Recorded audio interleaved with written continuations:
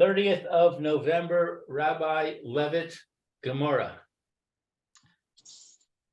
Hope your journey was successful yesterday. Yeah, it's fine. Baruch Hashem. Okay, so we are in the middle of this, one of the longest Rashis in the Masechta.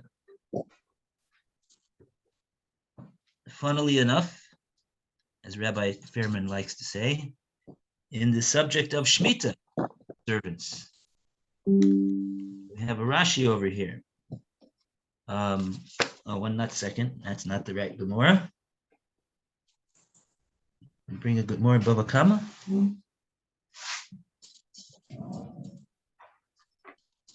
Oh, sorry. Thought I had it here. Looks like I don't. I'll be back in a second.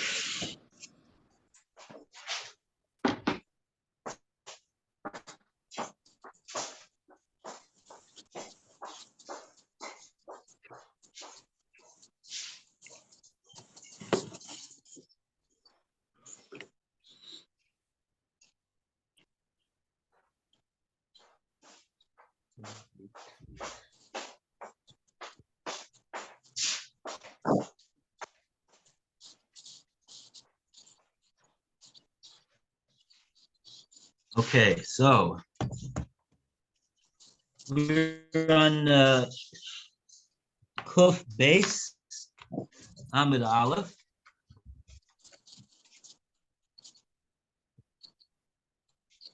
Folio 100 sheet. Yotsu Mishra Ukbusa.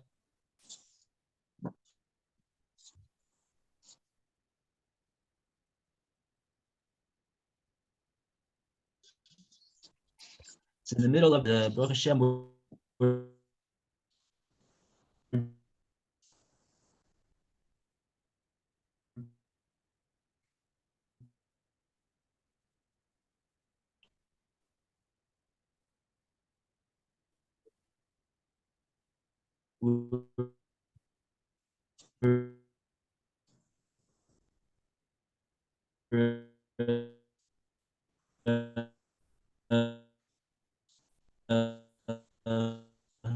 We're past the halfway mark.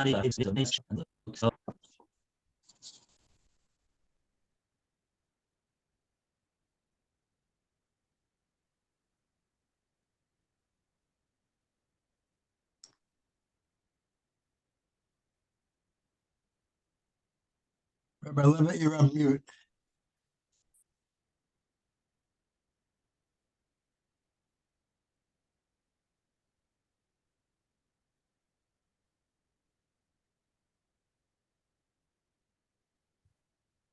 Okay. There was a sign on my screen that said the app for widgets. And I was wondering, what is a widget?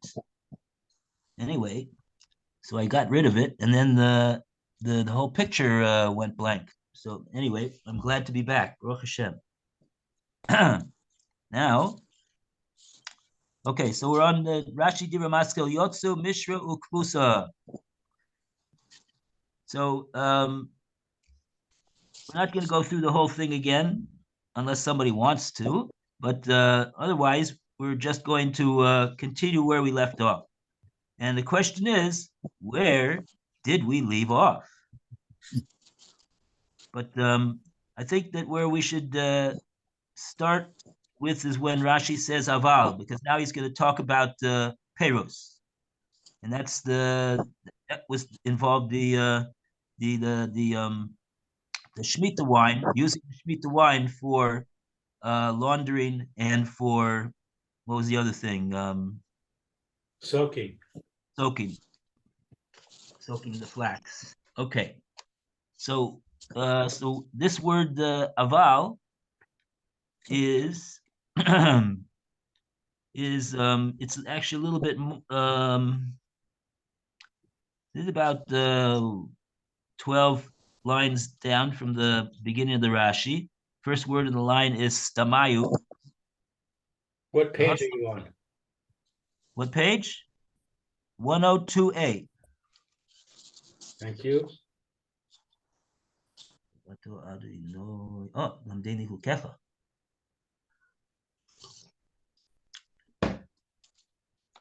Okay, so he's now going to talk about using the Shemitah wine. That's called the peros of Shvius for these activities. So we go to Phil to continue the reading of the Rashi. Lou read the Rashi until here, so Phil's going to Where take do over. how many lines down in the Rashi you're starting now? It's a very long Rashi, I see. Yeah. 1, 2, 3, 4, 5, 6, 7, 8, 9, 10, 11, 12. Oh, 12 lines down. First word in the line is stamayu.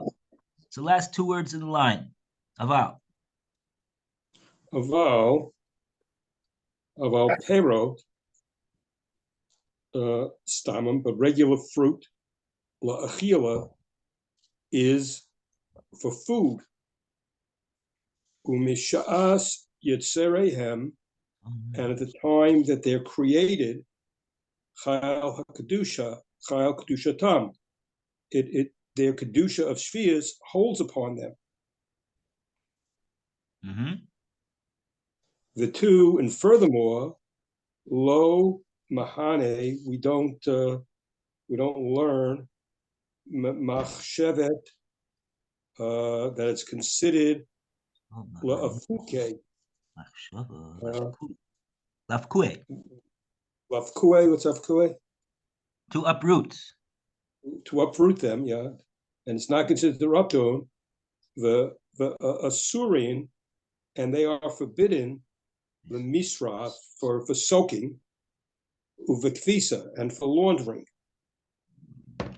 Ain't not nehenin, because you're not allowed to benefit the kedusha tzvius with items that are kedusha tzvius, because you're misusing a kedusha tzvius item when you're using them for soaking and laundering instead of just for eating.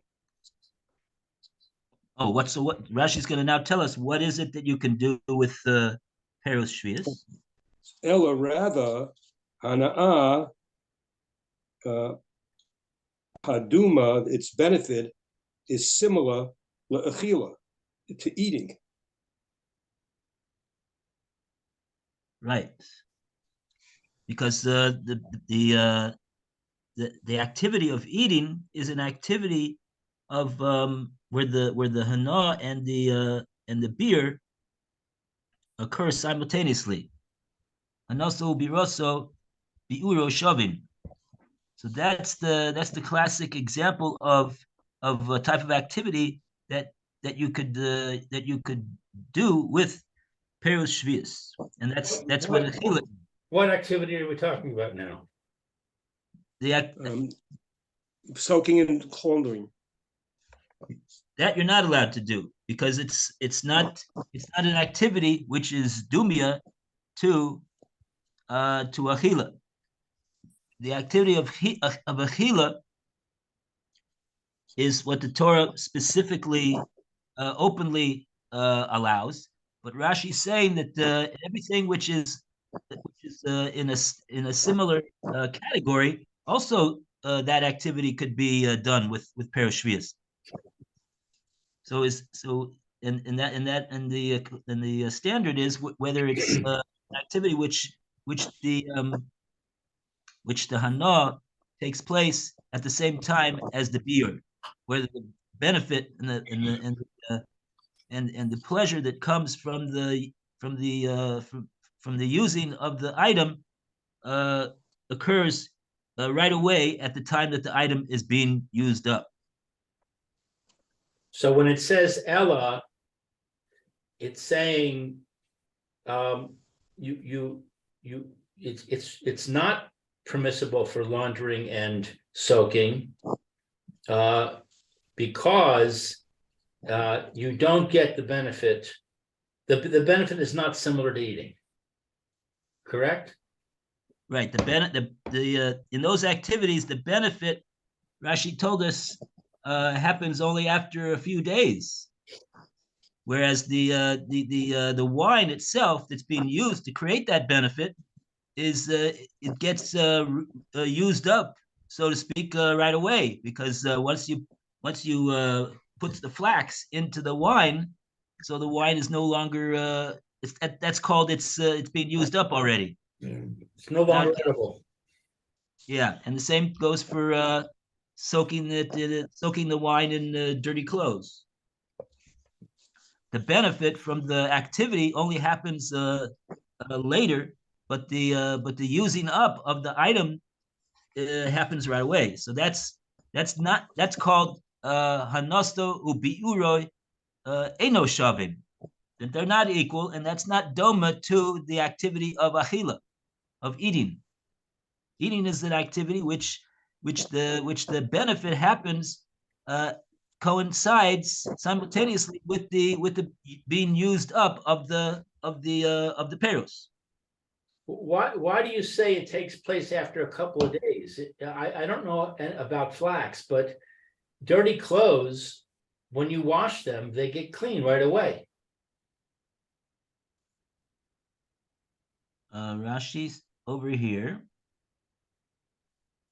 What did Rashi say? This is the beginning of this Divra Maskil. Rashi says, Yotsu Mishru Kbusa, Shemisha Shematilin Pishtan Obeged Yain.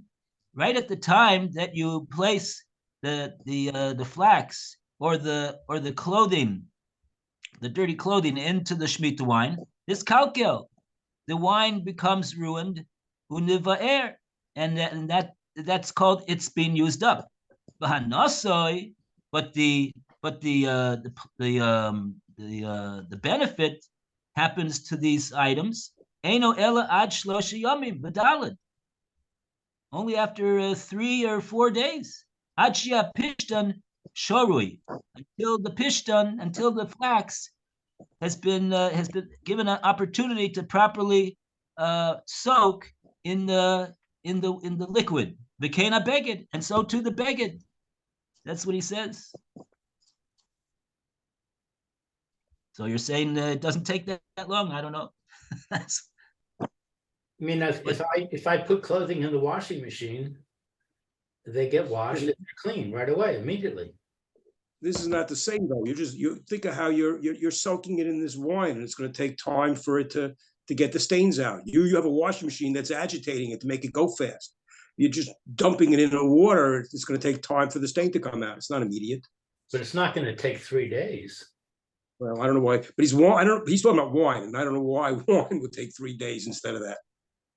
I mean, you're just leaving it there, and eventually it'll get clean. Well, yeah, he's talking about a liquid that could be used for these two activities, which has kedusha. That's why he's talking about wine. Right, but I mean, presumably. In other words, water doesn't have kedusha. Presumably, the reason you put your clothes in the wine is because it's going to make them clean. Yeah, I don't understand how that's going to clean them in any case. Yeah, we would. I mean, wine usually is colored, and it would. But after 3 or 4 days, they won't be clean. They'll be worse. Yeah, I don't get this. Well, yeah, they'll be colored with the color of the wine. Yeah.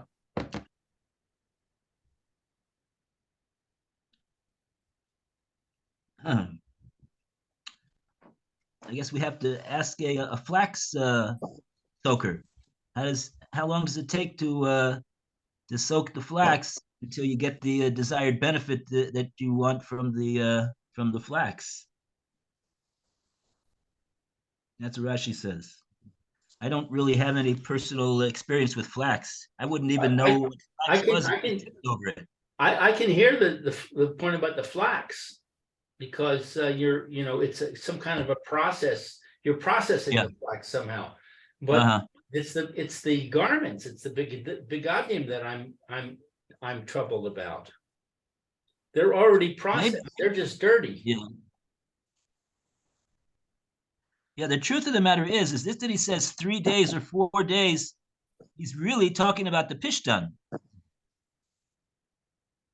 Uh-huh. He says, Hanoso eno ela ad shlosha yomim udalid ad sheyeh pishtan sharui. Takes 3 and sometimes 4 days until the pishtan is properly liquid and you get the desired benefit that you want from the soaking. Then Rashi just says v'kein beged, and so too with the beged. Maybe we could say when Rashi says so too with the beged, we don't need to say that it also takes 3 days to do it, but we could say that that the wine gets ruined immediately upon the soaking of the clothing in the wine. It's now immediately no longer usable. It's used up, and but the beged is not clean right now. At that point, it takes a while. Maybe it doesn't take 3 or 4 days, but it does take a while. It doesn't happen immediately. So when Rashi says, and similarly, Cain, and in regard to a beged, he means to say that the and the biur do not happen simultaneously.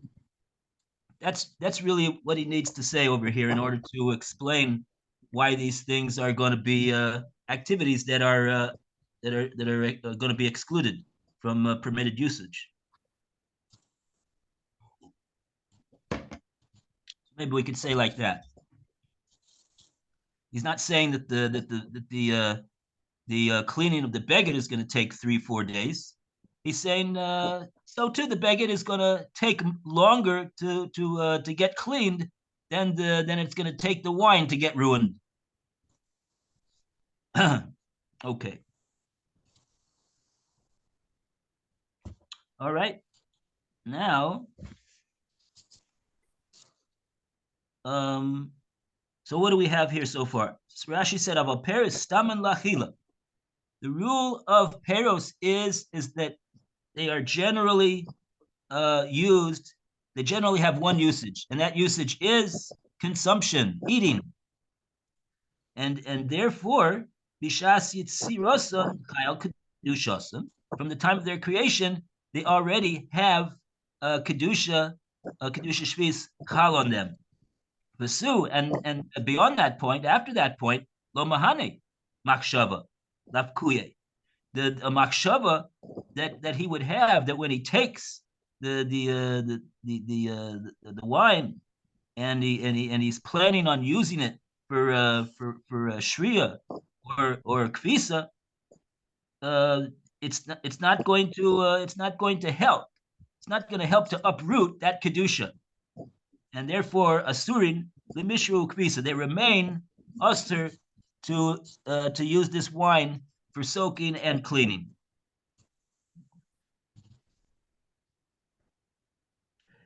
The ein nehenin b'kedusha shvius ella hano hadoime lachila. That's the rule. The rule is that one cannot have hana, one cannot have benefit and enjoyment and pleasure from an item that has kedusha shvius, except ella hana hadoime lachila, a hana which is comparable to achila. And these two items, as we explained, are not comparable. So therefore, they're going to be usher. So the fact that the wine gets used up is considered like achila in that it's being consumed, but because the effect that it has on the pishtan or the beged is not immediate, therefore it's not like achila. Was that what you're saying? Right. Correct. Right. Yeah, it's interesting. Rashi doesn't say that since it has kedusha shvius, so therefore the proper usage of the item is to do what's generally done with the items, to drink it, but to soak it and use it for soaking flax or cleaning dirty clothing. That's a degrading, that degrades the sanctity of the Shvius. Rashi didn't say any word about degradation over here. That's not the point, according to Rashi. The point is that, like the Gemora is learning out from the pasuk, it has to be a hana, a benefit, which is comparable to the benefit that the Torah says when it says achila.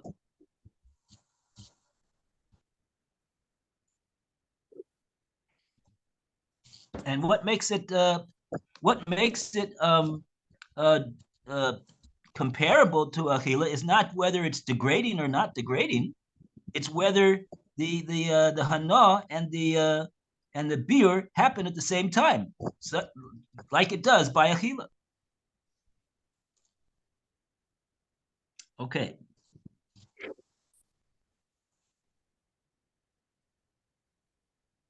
Okay, now he's going to discuss eitzim, the gabe eitzim, in regard to wood. The gabe eitzim, in regard to eitzim nami, wood also. Stam eitzim, regular wood, is lahasaka, is going to be for firewood and for fuel. Neen who it is. That's what it is.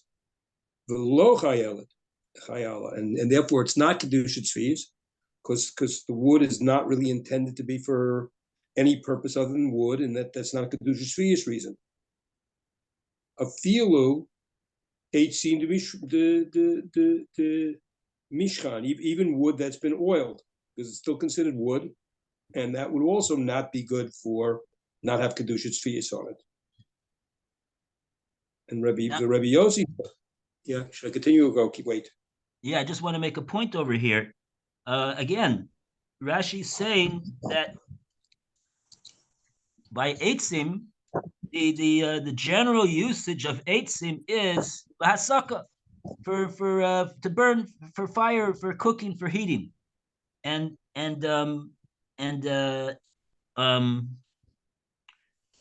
so therefore it doesn't have kedusha shvius. Now Rashi didn't explain why not. Why does it not have kedusha shvius?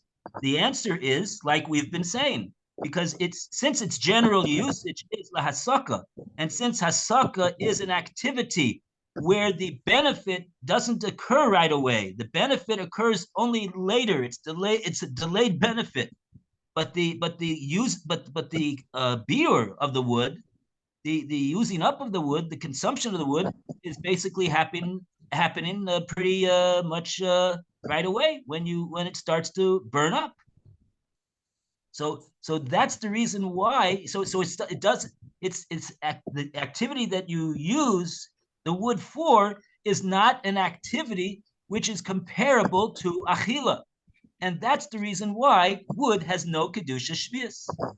And he says even if we're going to say he's going to use the wood for illuminating purposes, that's the case of eitzim the Damashkan, that he's anointing he's smearing the wood with oil, and like that he's going to start a fire.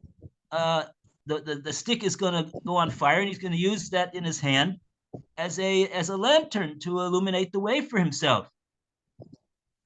The using up of the wood is simultaneous with the benefit. Right now, I'm getting benefit. It's providing illumination for me. The fire itself is what I want right now that illuminates.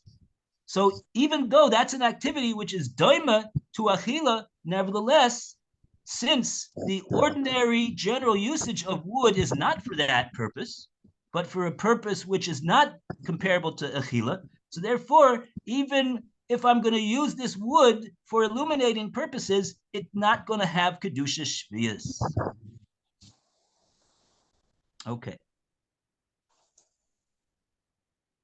Okay, now we go to Rabbi Yossi Sovar. Until there, that was the Tanakama. Now we're going to say Rabbi Yossi. The Rabbi Yossi Sovar, but Rabbi Yossi holds, Lo Amrim, we don't say Stam Perot or Achila. Ninahu, that ordinary peros are meant for food. Mahanya, when we learn this, machshevet, the thinking, the machshava, it's thought ka'ale kaning, like reeds of cane reeds, the gafanim and vines. The hachi. What was this word? Umehanye? I think that's what we learn out of it. Mahanya, and his makshava will not benefit or help. It's from the word hana. His makshava that he wants to here it will help actually. This is what he's saying according to Rabbi Yossi. His makshava that he wants to use these things which are in the category of eitzim. One second. He's talking about no. He's talking about peros. He's talking about peros according to Rabbi Yossi. Rabbi Yossi holds that we do not say in regard to peros that they only have one basic usage. They have a multiple usage, and they are comparable to the alei kanim and alei gefanim that had a double usage. And so, in a case of an item that has a double usage, we said before that whether it will be how kedusha shvius will depend on the machshava. The machshava will help to be koveya to fix whether there is kedusha shvius or not. If he's using it for an activity of eating, it'll have kedusha shvius. But if he's using it for an activity which is not kedusha shvius, it won't have kedusha shvius. That's what Rabbi Yossi holds in regard to peros. There's a machlokes Rabbi Yossi and the Tanakama about peros, whether stam peros are lachila or not. So it's saying that his thought will benefit him. Right. In other words, his thought when he takes it, the shas lakita, when he takes these peros, and if he wants to use those peros for achila, so then his thought process was effective to at that point make the peros kedusha shvius peros. But let's say he wanted to use those peros. Let's say he wanted to use the wine to soak flax or clean his dirty underwear. In that case, according to Rabbi Yossi, his makshava will be mahanya. It will benefit, and therefore the peros that he's using, the wine, will not have kedusha shvius. In other words, according to Rabbi Yossi, he will be able to do those two activities with that wine. Why? Because that wine is not kedusha, is not shemitah wine. How is it that it's not shemitah wine? Because he wants to use the wine for a purpose which is not achila. So that's Rashi says this is comparable to what we said before with the alei kanim and alei gefanim. That they had a double usage. You can use the alei gefanim, alei kanim for achila, or you could use them for eitzim, to burn up, for firewood. So depending on what your intention is, that'll determine whether it has kedusha shvius or not. So Rabbi Yossi says that's exactly the same thing that's going to happen over here, even with peros shvius, because peros shvius are not. It's not just one activity that we use peros shvius for, says Rabbi Yossi. Okay.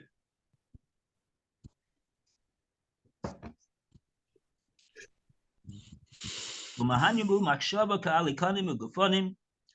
now we're up to the heicha delicton. Heicha delicton. Here, the lekiton. Here, it's for picking for misla, for soaking.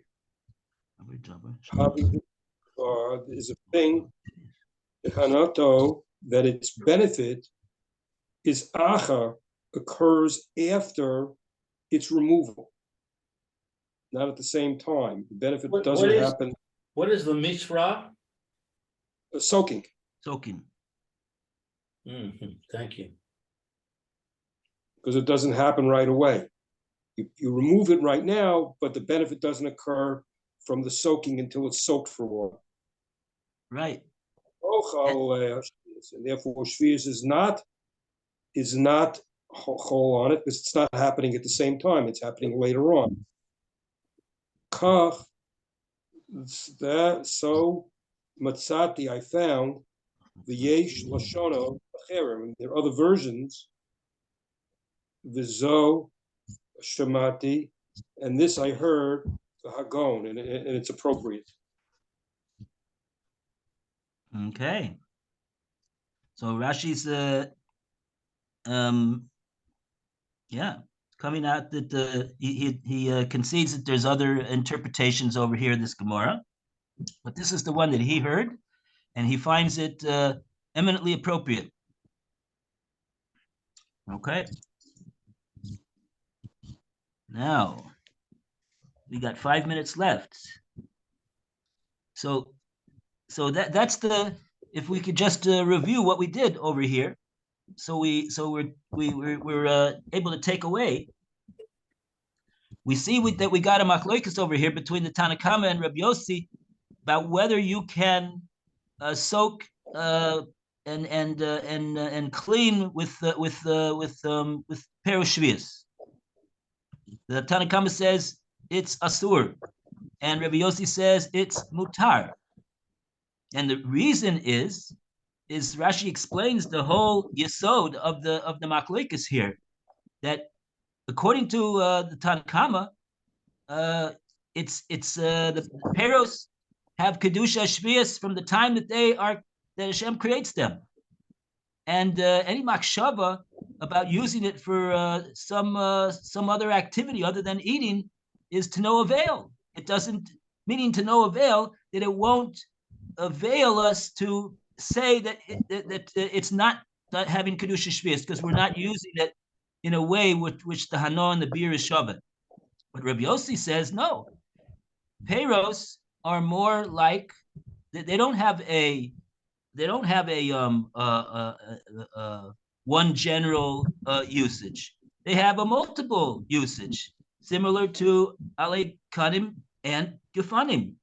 And so in the case where the item in question has a multiple usage, people use it for different things, and one of the usages would give it kedusha shvius because the hana and the beer is shaveh, and the other usage will not give it kedusha shvius because the hana happens only after the beer. So then it depends on whether or not it depends on what he's the person himself determines whether it has kedusha shvius based upon his kavana and his machshava at the time of the taking of the perush shvius. Okay. Good. So now we go weiter.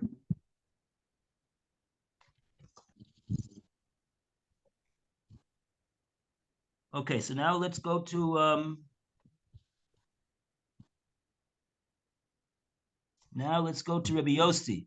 Rabbi Yossi nami haksiv la'achla.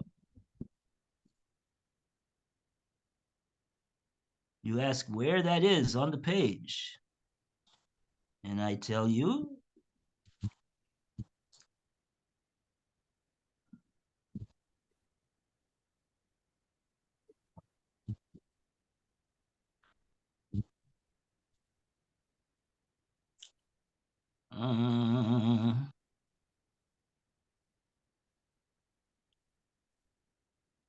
Yeah, 1, 2, 3, 4, 5, 6, 7, 8, 9, 10.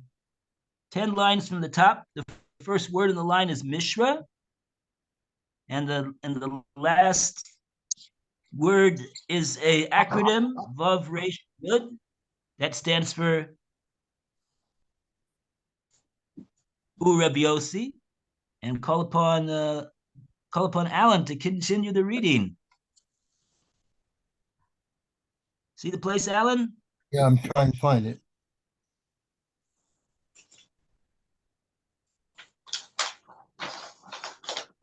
This is the last part. Everybody, On everybody 102. see where the place is?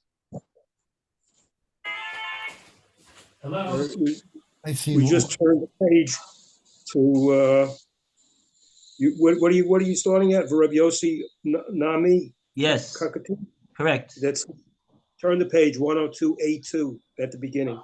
Oh, okay.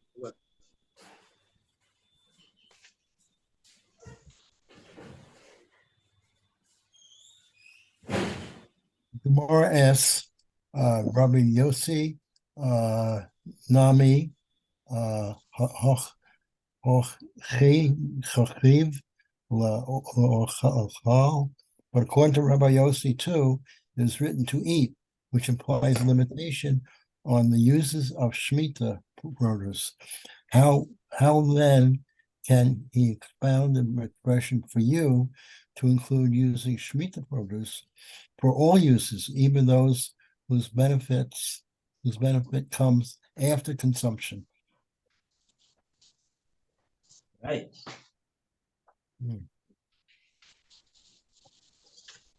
Okay. So Amrullah, let's continue.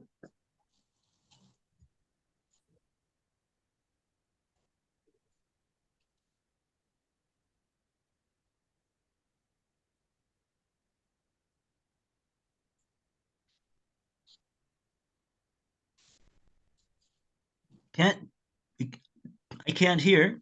Anybody can hear? Phil, you could hear? Yeah, I hear you, but it's actually time anyway, so I don't think we should start the new thing now. Okay. Very good. Saved by the bell. Okay. Okay, Alan, all the best.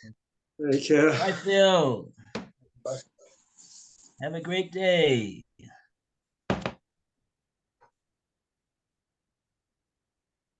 Stay warm. Right. I've got my space heater here on the floor. Healthy and warm. As long as no young children come, I'm okay.